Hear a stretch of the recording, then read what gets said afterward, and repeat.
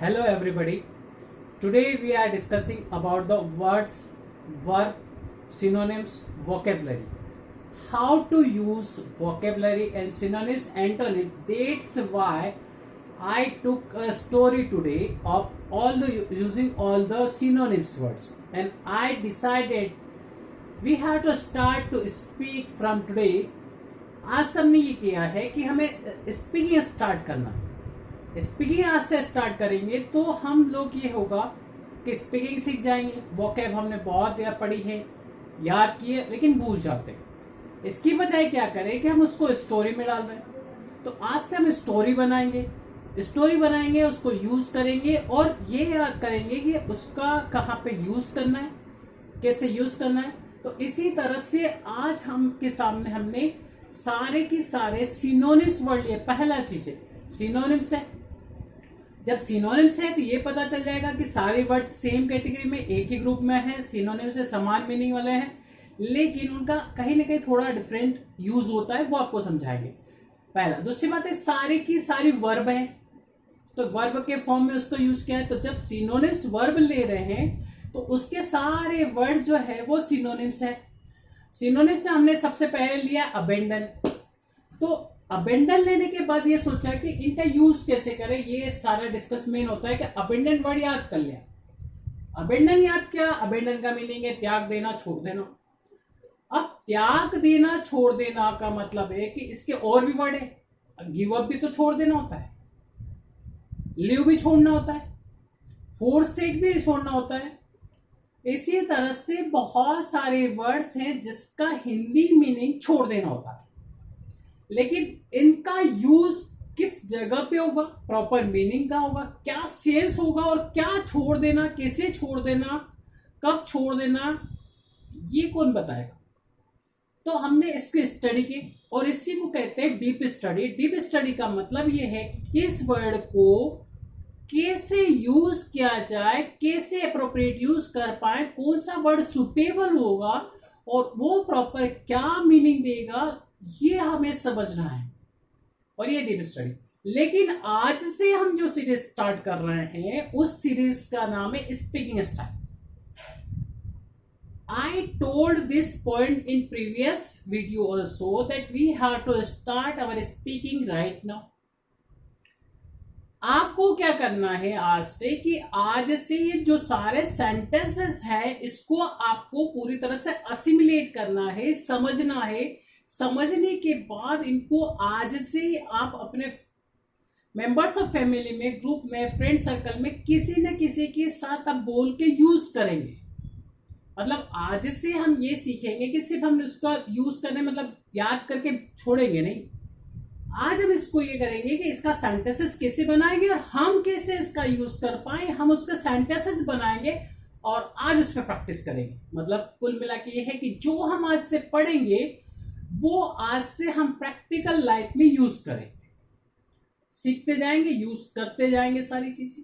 तो हम अब स्टार्ट कर रहे हैं सेंटेंसेस. तो पहला स्टार्ट है हमारा कि ये वोकैबुलरी है. सिनोनिम्स से सारे वर्ड्स. सिनोनिम्स के बाद हमें ये है कि ये सारी की सारी वर्ब है. अब इसमें जो वर्ड है वो आपको बताते जाएंगे कि जो सारी की सारी वर्ब्स है और वर्ब का समझते जाएंगे.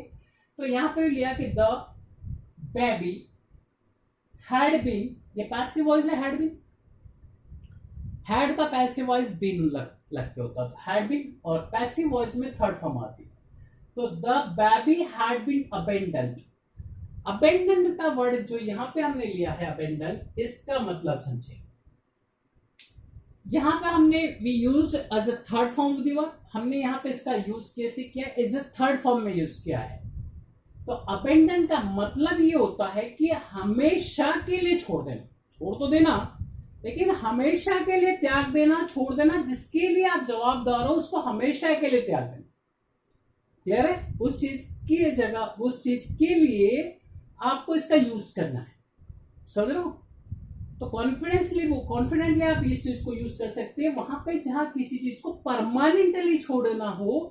परमानेंटली छोड़ने के लिए कि आप उस चीज को दोबारा नहीं अडॉप्ट करोगे, यूज नहीं करोगे, तो आपको इसको यूज करना है. Bye its mother. Clear. It's इसीलिए लगाया कि हाँ बेबी जो है वो अभी ये क्लियर नहीं हुआ कि वो बॉय है कि गर्ल है, इस वजह से यहाँ पे इट्स आया। Mother fine. अबेंडन का दूसरा मतलब होता है किसी कोई आप कोई कार्य कर रहे हो और आपने बीच में छोड़ दिया, विदाउट कंप्लीटिंग, विदाउट फिनिशिंग, बिना फिनिश्ड किए, बिना उसको कंप्लीट किए आपने किसी कार्य को बीच में छोड़ दिया तो वो भी अबेंडन हो जाए।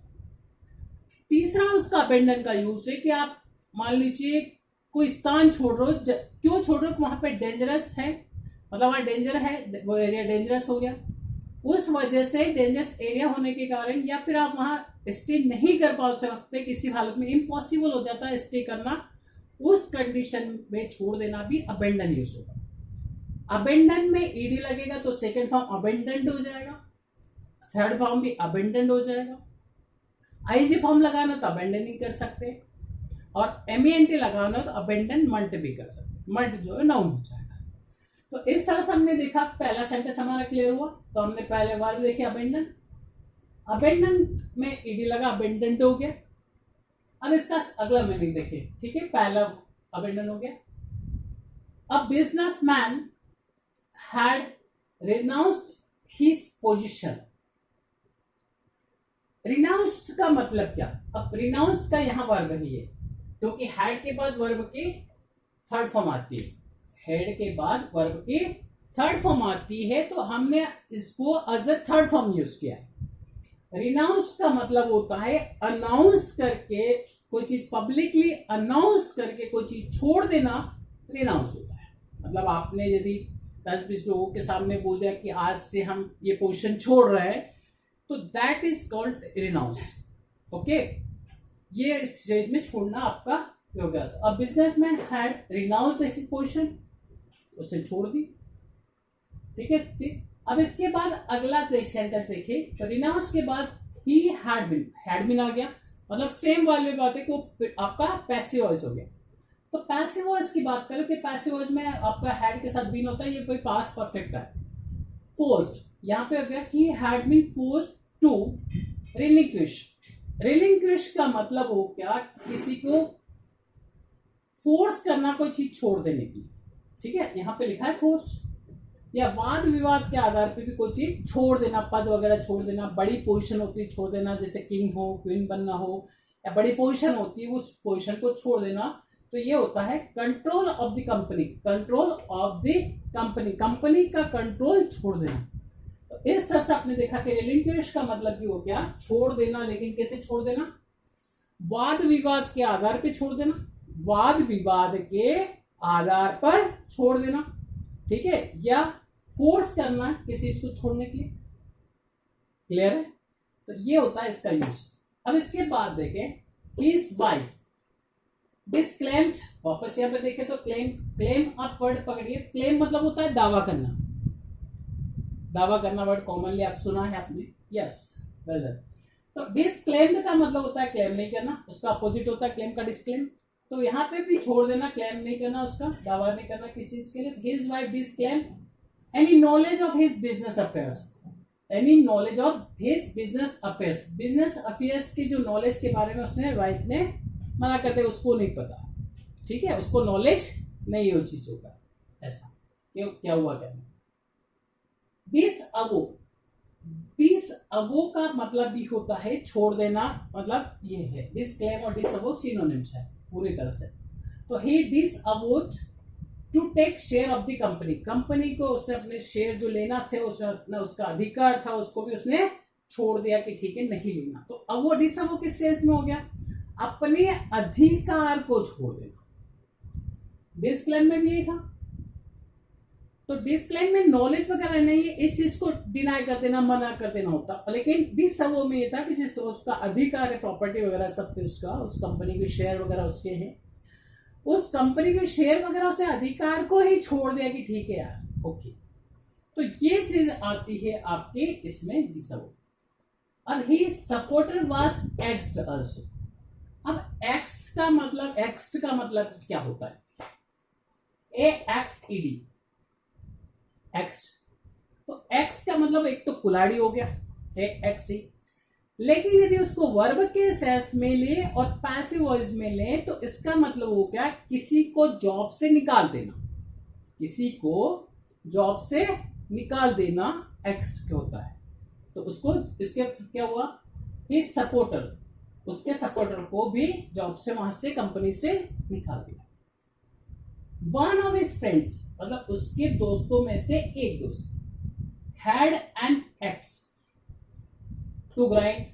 अब यहां पे जो वर्ड है आपका had an axe to grind, इसका मतलब देखिए ये had an axe to grind, यहां तक जो वर्ड है यहां से स्टार्ट है ना, had an axe to grind, ये आपका एक इडियम है, मुहावरा है। Idiom plays significant role in our languages. It makes our language rich, healthy, and magnificent. It gives very good impact on others. Okay, so we have to think about it. ये मुहावरा है। Head and axe to grind का मतलब है अपना उल्लू सीधा करना, अपना उल्लू सीधा करना। तो ये one of his friend axe and had an axe to grind, उसने अपना उल्लू सीधा किया उसके दोस्त। हिज वाइफ फोर स्वॉर को याद रखने के लिए एक छोटा सा लॉजिक याद रखिए। अब वियर वर्ड को याद रखो, वियर,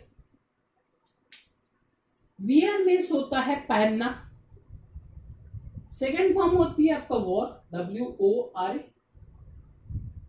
थर्ड फॉर्म होती है वॉर्न, WORN। तो उसके अंदर आप आगे FORS लगा दीजिए, तो ये क्या बन जाएगा, इसका रूट वर्ड है फोर्सवेयर, FORS, तो ये हो जाएगा फोर्सवेयर। तो FORS जोड़ने पे फोर्सवेयर आपका रूट वर्ड बन गया।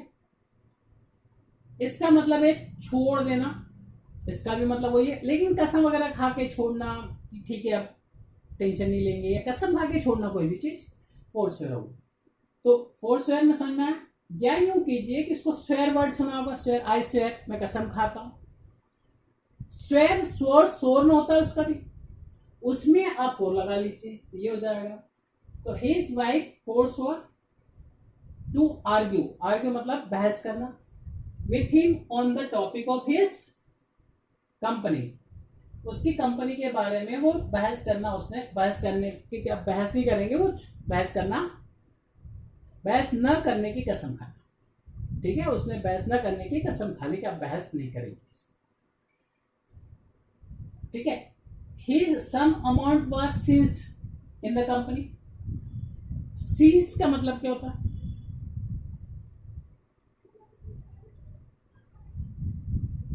कंपनी में कोई चीज छोड़ देना, अपना अधिकार है उसको भी सीज करना कि चलो छोड़ देना अपना, ये भी छोड़ देना होता है कि उसने अपनी वो कंपनी में को उसने छोड़ दी। तो यहाँ पे सीज्ड बन गया, मतलब ये थर्ड फॉर्म बन गई, क्योंकि तो ये भी passive voice, was plus verb की थर्ड फॉर्म पैसिव वॉइस होगा। ही फोरवेंट। अब फोरवेंट को लर्न करने से पहले शॉर्ट ट्रिक देखिए, गो जाना, वेंट गया, और गो जा चुका, उसके पहले फोर लगा है, तो फोर क्या हो गया, फोर गो, इसका रूट वर्ड है फोर गो, सेकंड वर्ड क्या हो गया, फोरवेंट। फोरवेंट मतलब जाने दिया, टू हैव मनी, मनी लेना, ठीक है, जाने दिया कि जान दो, नहीं लेना, छोड़ दिया लेना, तो ही फोरवेंट हो गया। तो फोर गो, फोरवेंट और फोर गो। हिज फ्रेंड मतलब उसके दोस्त ने डिजर्टेड। अब डिजर्टेड का मीनिंग समझ लीजिए, इसी स्पेलिंग में यदि हम एक ईडी लगा दें, डिजर्ट, ठीक है, डिजर्ट की बात करें, ईडी के बिना ईडी की बात कर लेने पहले। अब इसके दो मीनिंग होगा, DESERT, डेजर्ट। यदि हम इसको डेजर्ट पढ़े और नाउन के फॉर्म में लें तो ये रेगिस्तान हो जाएगा, मतलब इसका मीनिंग जो है वो रेगिस्तान बताया।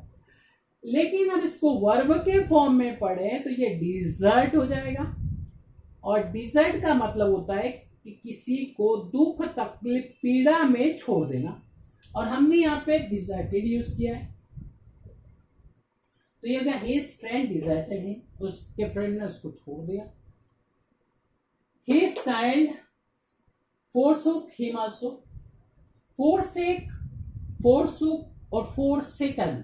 Forsake ऐसे कई सेक, forsake, forsook, forsaken, ये तीनों फॉर्म होते हैं. तो क्या हुआ, इसको भी छोड़ देना होता है. ठीक है, तो his child forsook him also. अब पर्सन अकेला है, क्या करे, सबने छोड़ दिया. बहुत सारे दुख तकलीफ में जब आती है तो बहुत सारे छोड़ देते हैं. ठीक है, तो क्या क्या उसने, he decided to help everybody. वो डिटरमाइंड बंदा था, कॉन्फिडेंट बंदा था, बिजनेसमैन था. उसके बाद बहुत सारी प्रॉपर्टीज. उसने सोचा कि क्यों ना हम अब पब्लिक की हेल्प करें. तो उसने डिसाइड किया पब्लिक की हेल्प करना. तो उसने क्या किया, he decided to help everybody. उसने सबकी मदद करना स्टार्ट की. He helped a lot of people. उसने बहुत लोगों की मदद की. ठीक है, बहुत सारे लोगों की मदद की. इसके बाद उस बंदे उसके चाइल्ड को रियलाइज हुआ कि माय फादर इज राइट. तो उसने वापस आया अपने पापा के पास. His child started to support him also. उसने उसके पापा को मोरली सपोर्ट किया, क्योंकि मोरल सपोर्ट सबसे बड़ा सपोर्ट होता है. यदि हमें फैमिली का सपोर्ट मिल जाए, मेंबर्स ऑफ फैमिली, तो हमें मोरल सपोर्ट बहुत मिलता है. ठीक है, ही इवेक्यूएटेड का मतलब भी होता है छोड़ देना. लेकिन कहां से छोड़ के कहां देना, जब कोई बंदा या पर्सन या पीपल खतरे में हो और उनको वो जगह छोड़ के किसी सेफ प्लेस पे पहुंचाना. मतलब पीपल को खतरे की जगह से ले जाके सुरक्षित जगह पे पहुंचाना इवेक्यूएटेड होता है. या उस जगह को खाली कर देना जहां से वो ये बात है, या उस जगह को छोड़ देना. तो क्या हुआ, ही इवेक्यूएटेड मेनी पीपल. मतलब उनको मेनी पीपल को वहां से खतरे की जगह से खाली करवा के सेफ प्लेस पे पहुंचा. When people were in danger, जब पीपल खतरे में थे. His all money and properties. His all money and properties मतलब उसकी सारी मनी और property. Ceded to all his relatives. Ceded मतलब होता है संपत्ति और जो प्रॉपर्टीज है उसको दूसरों को सुपुर्द कर देना अनविलिंगली. मतलब इच्छा से नहीं, अनविलिंगली. बहुत बार क्या होता है कि बहुत सारे जैसे किंग होते हैं, वो हार जाते हैं तो उनको अपनी जो किंगडम होता है उस किंगडम को जो विनिंग होता है, विनिंग किंग, उसको सुपुर्द करनी पड़ती है. तो ये उस टाइम पे यूज होगा. सीडेड उस समय यूज होता है जब अपनी प्रॉपर्टी या कुछ चीजें हमें अनविलिंगली, बिना इच्छा से सामने उन लोगों को देना पड़ रही है और ये छोड़ना पड़ रहा है, तो उस समय आपको ये यूज करना. अब इसके बाद अपने पास लीव और गिव अप वर्ड भी है. तो लीव आप लोग यूज करते हैं, लीव और लेफ्ट. ठीक है, तो आप लोग यूज करते हैं बहुत बार कि I leave my home, I left my home. Okay, he left it. और लेफ्ट का दूसरा मतलब होता है लेफ्ट हैंड. जैसे आपका ये राइट हैंड हुआ तो ये लेफ्ट हैंड हुआ. तो इसी तरह से लिव का लेफ्ट होगा. Give up, never give up. मतलब कभी भी अपने उम्मीद वगैरह आप मत छोड़िए. ठीक है, बिल्कुल बने रहें. अब ये हुआ कि हमने ये वर्ड्स पढ़े.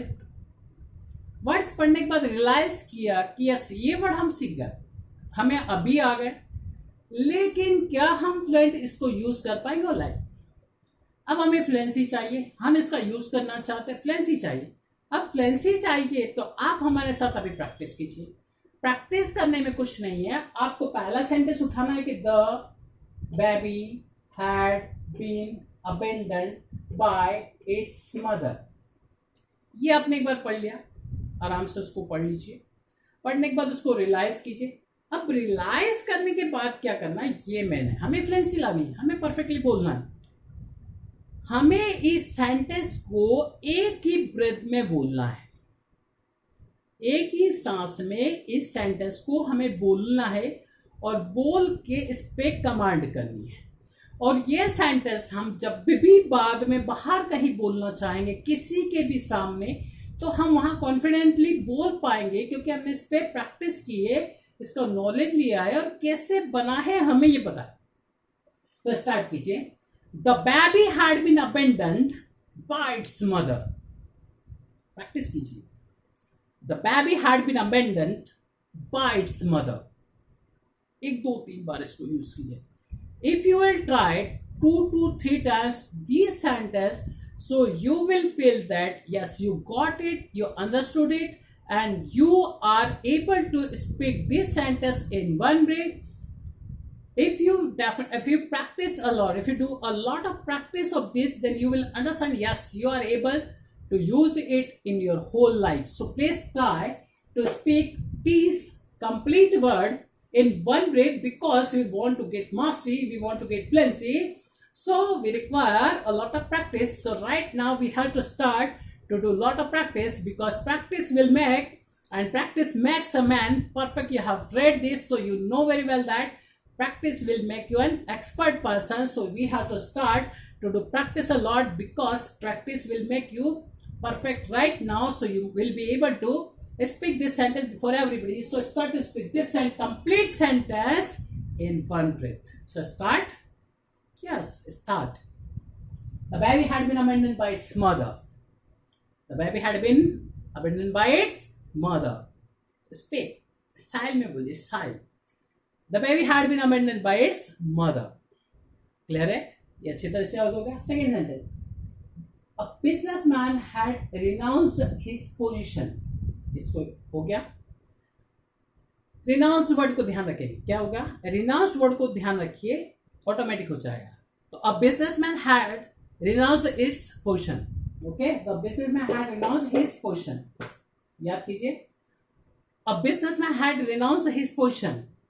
इसको स्टाइल में बोलिए. क्या? A businessman had renounced his position. A businessman had renounced his position. Clear? एक ही सांस बोलिए. सांस में हम भी बोलते हैं, आप भी बोलिए. A businessman had renounced his position. A businessman had renounced his position. A businessman had renounced his position. A businessman had renounced his position. A businessman had renounced his position. तो हमने बोल दिया, आपने ट्राई किया, हो गया. जब भी मुझे लाइफ में ये सेंटेंस बोलना होगा तो मुझे सेकंड से लगेगी कि a businessman had renounced his position.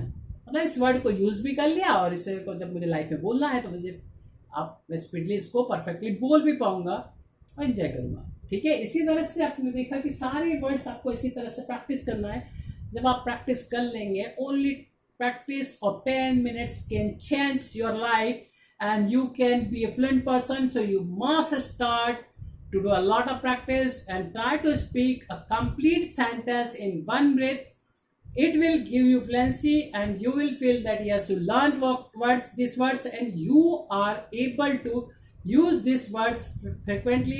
Okay, without any problem, without any doubt, you will be more confident. So if we are running and we are having online classes also. If you want to join the classes, so you can call me, you can send messages, and you can use WhatsApp and send messages on there also.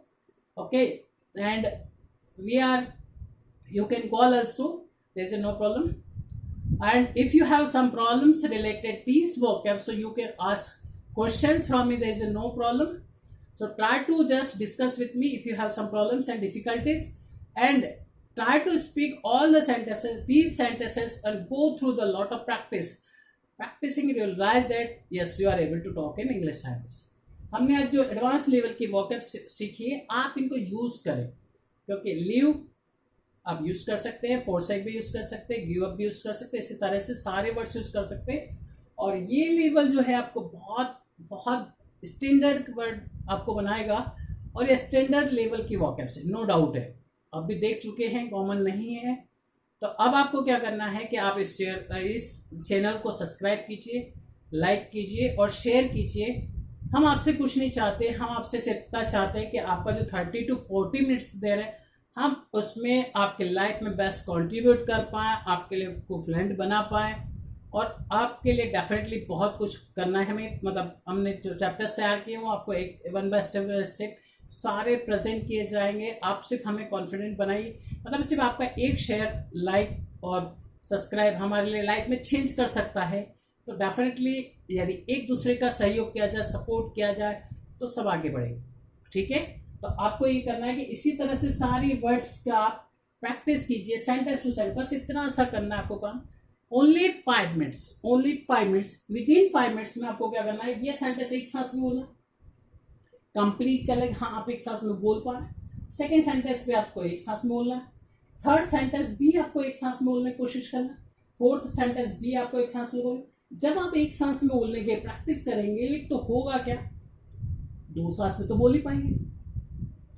दूसरी बात, ये सारे के सारे words आपके दिमाग में fit हो जाएंगे, जब भी कोई यूज करेगा तब इमीडिएटली समझ जाएंगे, जब लिखना होगा तो ऑटोमेटिक आ जाएंगे, और जब बोलना होगा तो सोचना भी नहीं पड़ेगा, जिससे आप हिंदी बोल सकते बिना सोचे। इस तरह से ये भी चीजें ऑटोमेटिक आपके लाइफ में आ जाएगी। हम भी यही चाहते हैं कि हम इंग्लिश को ऐसे सीखे जैसे हमने हिंदी सीखी, उसी हिसाब से, मतलब ऑटोमेटिक हमें हिंदी आती है उस तरह से इंग्लिश आ जाए।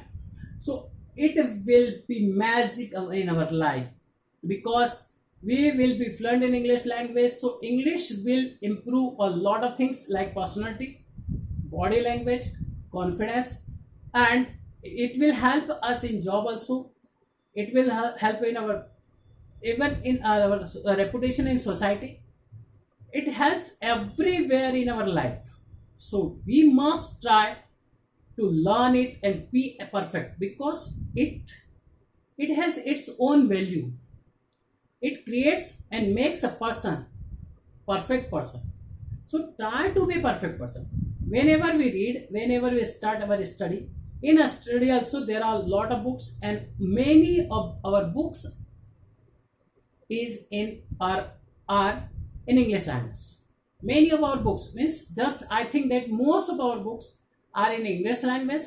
So if we command our English language, we can command our subject easily. So try for it, okay? First of all, just go through the practice of this and be an expert and tell me the result. I want to know the result, because from today I started a series of speaking. So I decided that within 50 classes I will try to make you a perfect person in speaking English language. That's why I started speaking series from today. I changed the system. I completely changed the system of teaching of these things, because first I wrote previous videos all the words in this, but right now I tried and I made a story also, and I tried something different right now. It will make you perfect. So we tried this system right now, and using the system we have to practice a lot. Only your practice can make you now perfect. Within 5 minutes you realize that you are perfect. So try to practice a lot. I believe in you that you will practice. Okay, so please practice it. Okay, try to speak it, and try to speak these sentences before or in front of your all the members of family or with your friends. And if you are not able to talk with them, if you feel some uncomfortable or problems with them, so just you can send me messages. I will try to connect you, and I will tell, and I will listen your sentences. Okay, and if you want to join the classes, so you can join classes.